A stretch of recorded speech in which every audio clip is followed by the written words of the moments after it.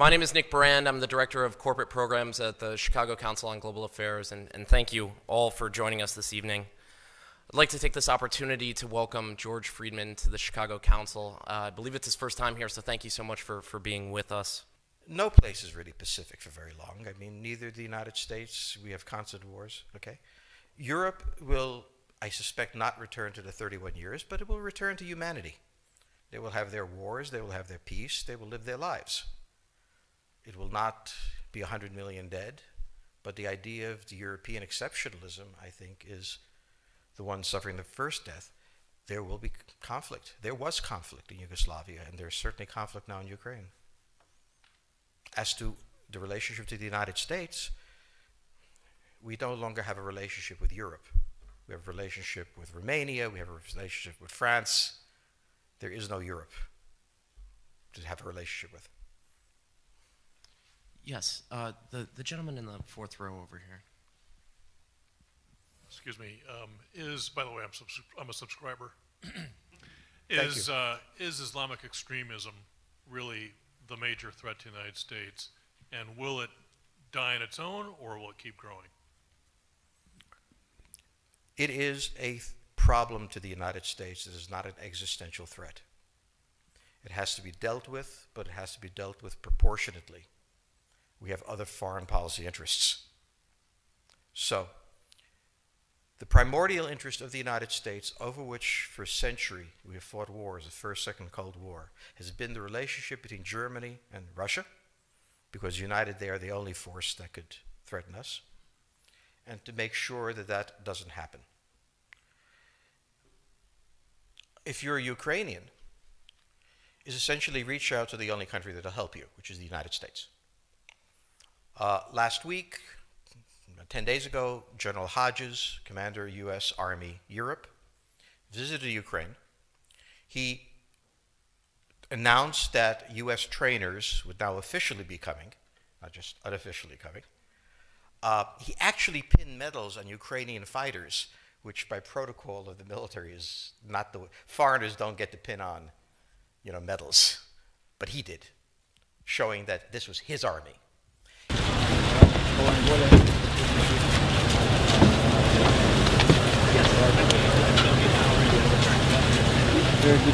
Дуже радий вас зустріти. Бригадний генерал Куц, він головний лікар всіх сухопутних військ США в Європі. Заступник начальника центру з клінічної роботи, з лікувальної роботи. Deputy Commandant of... Вам за те, що ви дозволили нам відвідати вас. Вибачте ще раз, що ми перебили вам ваш час. This is the symbol for US Army Europe. Це є знак сухопутних військ США в Європі. And on the back it says presented for excellence. І на звороті там сказано, що вручено особисто головнокомандуючим сухопутних військ США в Європі за високі досягнення, за чудову підготовку.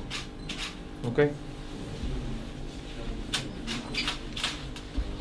I'm proud of your service for your country. Я горжуся вами, горжуся вашою службою на благо свого народу і своєї держави.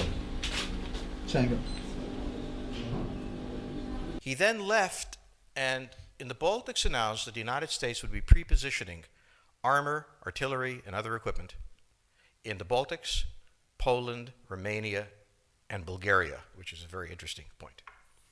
So the United States, and now yesterday the United States announced that it would be sending weapons. Tonight, of course, they denied it, but they are. The weapons will go. In all of this, the United States has acted outside the context of NATO. Because NATO has to have a 100% vote. Any one country can veto anything. And the Turks will veto it just for giggles. The point is that the United States is prepared to create a cordon sanitaire around Russia. Russia knows it. Russia believes that the United States intends to break the Russian Federation. I think that, as Peter Lorre put it, we don't want to kill you, we just want to hurt you a little bit. Either way, we are back in the old game. And if you go ask a Pole or a Hungarian or a Romanian, they live in a totally different universe from a German. And they live in a totally different universe from a Spaniard. So there is no commonality in Europe. But if I were a Ukrainian, I would do exactly what they're doing. Try to draw the Americans in. The United States has a fundamental interest. It controls all the oceans of the world. No power has ever done that. Because of that, we get to invade people and they don't get to invade us. It's a very nice thing. Maintaining control of the sea and control of space is the foundation of our power. The best way to defeat an enemy fleet is to not let it be built. The way the British managed to make certain that no European power could build a fleet was to make sure the Europeans were at each other's throats. The policy that I would recommend is the one that Ronald Reagan adopted toward Iran and Iraq. He funded both sides so they would fight each other and not fight us. This was cynical. It was certainly not moral. It worked. And this is the point. The United States cannot occupy Eurasia. The moment the first boot sets the ground, the demographic differential is we are totally outnumbered. We can defeat an army. We cannot occupy Iraq. The idea that 130,000 men would occupy a country of 25 million, well, the ratio in New York of cops to citizens was greater than we had deployed in Iraq. So we don't have the ability to go across, but we do have the ability to first support various contending powers so they concentrate in themselves with political support, some economic support, military support, advisors, and in extremis do what we did in Japan, in Vietnam, in Iraq, and in Afghanistan, spoiling attacks. The spoiling attack is not intended to defeat the enemy. It's intended to throw him off balance.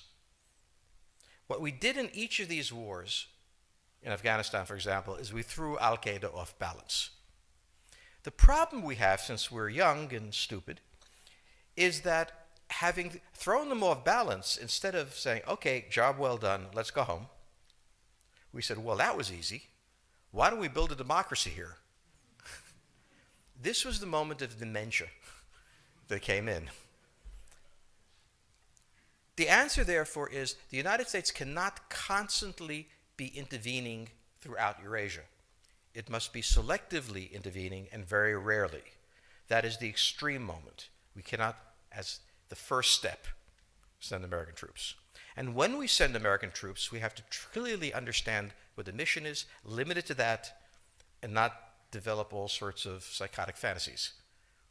So hopefully we've learned that this time. It takes a while for kids to learn lessons.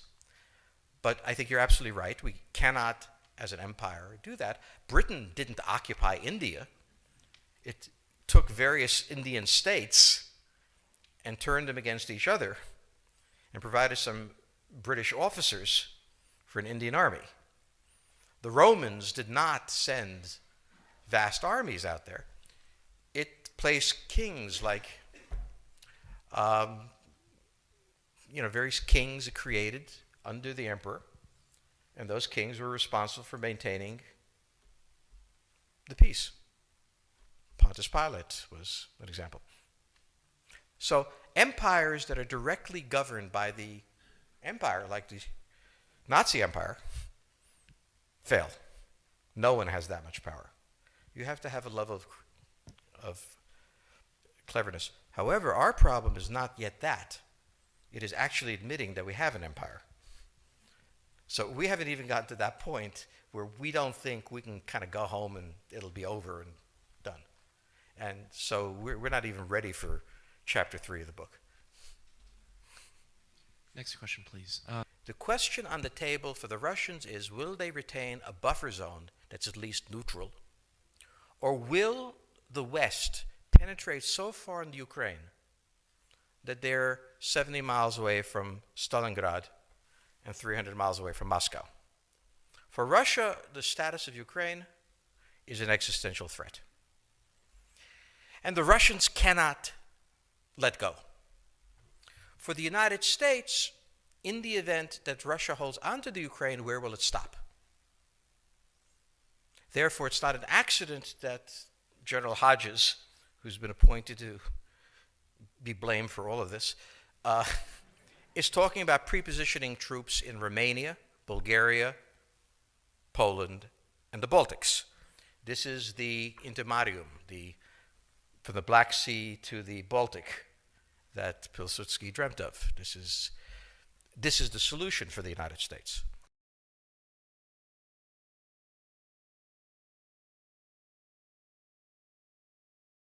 The issue to which we don't have the answer is, what will Germany do? So the real wild card in Europe is that as the United States builds this cordon sanitaire, not in Ukraine, but to the west, and the Russians try to figure out how to leverage the Ukrainians out, we don't know the German position. Germany is in a very peculiar position. Its former Chancellor, Gerhard Schroeder, is on the board of Gazprom. They have a very complex relationship to the Russians. The Germans themselves don't know what to do. They must export. The Russians can't take up the export. On the other hand, if they lose the free trade zone, they need to build something different. For the United States, the primordial fear is Russian capital, Russian technology, German technology and German capital, Russian natural resources, Russian manpower, as the only combination that has for centuries scared the hell out of the United States. So how does this play out? Well, the US has already put its cards on the table. It is the line from the Baltics to the Black Sea.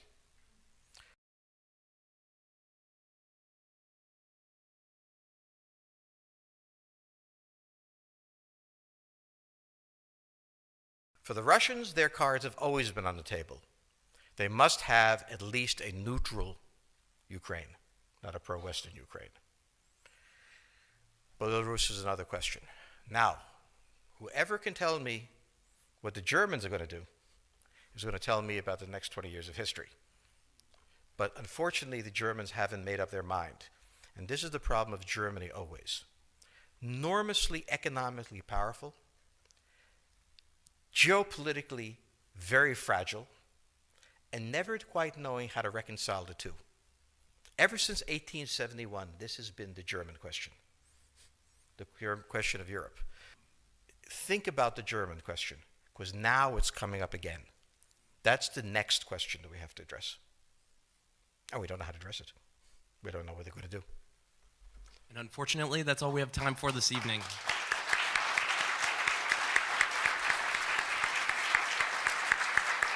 Thank you so much. Thank you so much, George Friedman. He'll be signing copies of his book in the rear of the room. Thank you as well to the Chicago Club for co-sponsoring this evening. Good night.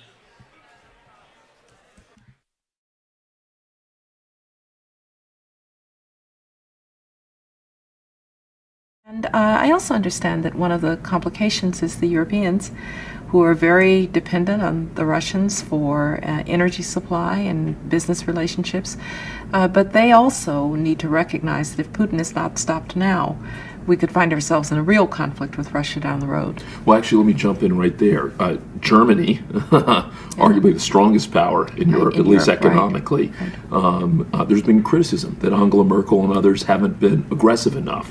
What do you think of that? Do you think Germany's been as aggressive as they should be? I'm quite an admirer of Chancellor Merkel, and I heard her statement when she was with President Obama in Washington. I thought it was a very good statement. But now we need to have tougher sanctions, and I'm afraid at some point this is going to probably have to involve oil and gas. The Russian economy is vulnerable. 80% of Russian exports are in oil, gas, and minerals. People say, well, the Europeans will run out of energy. Well, the Russians will run out of cash before the Europeans run out of energy. And I understand that it's uncomfortable to have an effect on business ties in this way. But this is one of the few instruments that we have. Over the long run, you simply want to change the structure of energy dependence. You want to depend more on the North American energy platform, the tremendous bounty of oil and gas that we're finding in North America. You want to have pipelines that don't go through Ukraine and Russia. For years, we've tried to get the Europeans to be interested in different pipeline routes. It's time to do that. And so some of this is simply acting, and acting as quickly as possible.